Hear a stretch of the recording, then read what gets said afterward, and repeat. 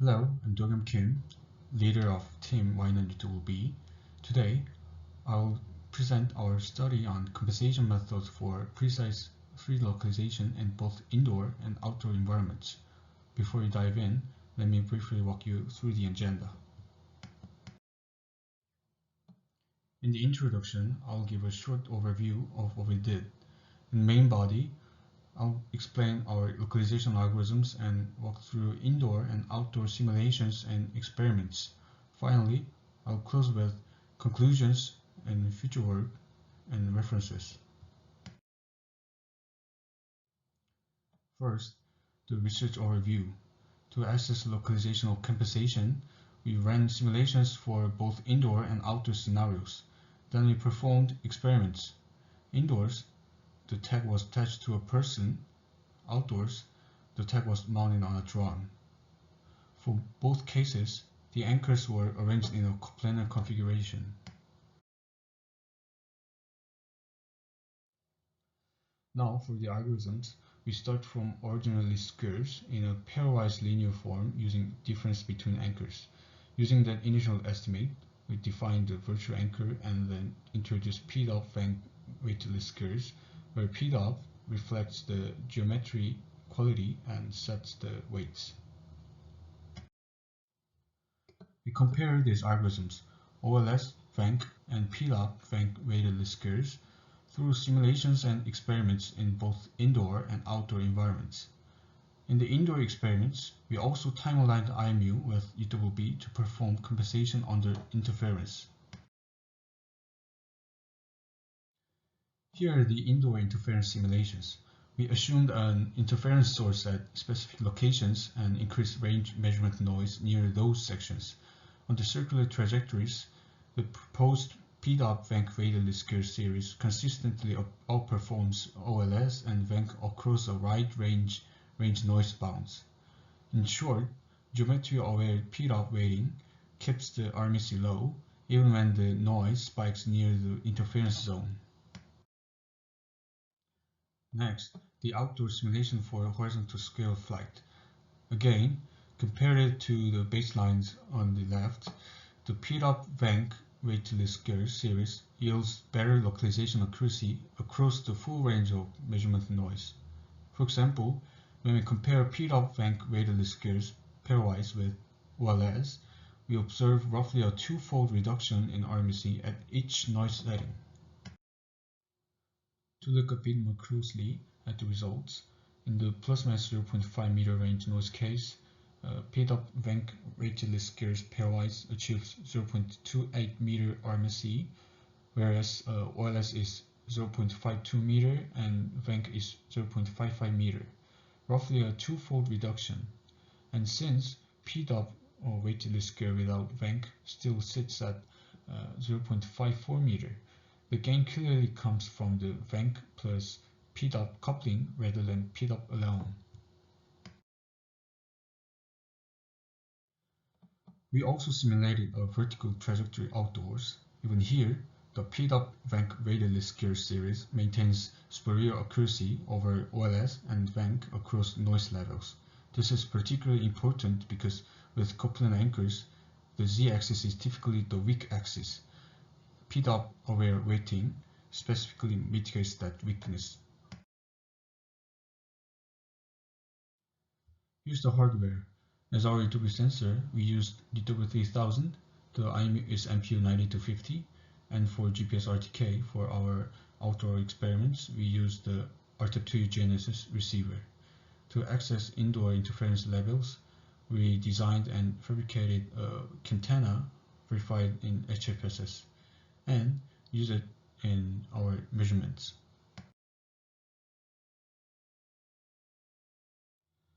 Using the Quintana and the spectrum analyzer, we measured the Wi-Fi 6E signal levels at designated points in the indoor environment. This allowed us to map the signal strength distribution around the UWB operating band as shown in the figure on the right. In the right-hand map, you can see strong red regions near the Wi-Fi area, indicating high interference potential for channel 5 UWB operations. These are the indoor localization results under interference, comparing the algorithms in the IMU-aided approach. Unlike the simulations, we observed cases where Venk and PDOP Venk-weighted least squares show that larger z-axis errors than OLS. Our interpretation is that Venk benefits from some vertical diversity. In our setup, the tag height relative to the coplanar anchors was not sufficiently high, which amplified z-axis errors. Now for the outdoor experiment. Unlike indoors, we mounted the UW sensor on a drone, and to analyze localization performance, we also mounted an RTK module on the drone. Anchors were placed in a square coplanar layout using RTK drive coordinates, and we built the network as shown on the right to conduct the test. As you can see, the outdoor experimental network configuration means that network diagram. We used 4 anchors. The drone mounted tag obtained distance measurement from all 4 anchors and then forwarded the range packets over Wi-Fi to an ESP32 board connected to the laptop. The laptop ingested the packets over a USB serial link from the ESP32 for logging and visualization. This slide shows a video clip of data collection during a horizontal flight of the drone.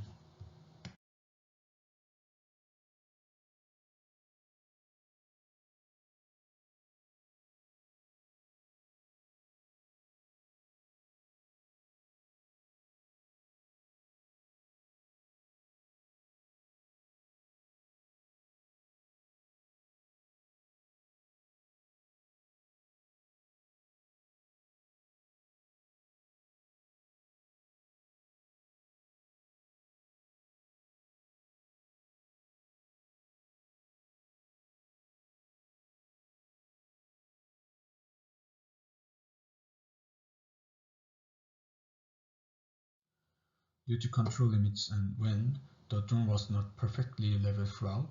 Also, unlike RTK, whose data are available in real time, the UWB link introduces communication latency, so strict time synchronization for point-by-point error evaluation was not feasible. Therefore, we compared measurements around distinctive features to evaluate error. In hovering, horizontal and vertical errors were both around 3 centimeters. However, during horizontal flight, the vertical error tends to be 2 to 3 centimeters larger than the horizontal error.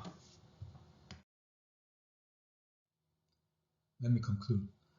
In indoor simulations, PDOP Venk-weighted least squares reduce RMSE by up to about 40 centimeters compared to OLS, and in the interference section, we confirmed z-axis compensation via sensor fusion with IMU. In outdoor simulations, RMSE improvements of about 20 to 30 centimeters over the baselines were observed. In the outdoor experiments, GNS RTK-based validations show that modest RMSE reductions versus the conventional approach. A brief discussion. Prior Venk literature indicates that performance improves when the tag has sufficient altitude relative to the coplanar anchors.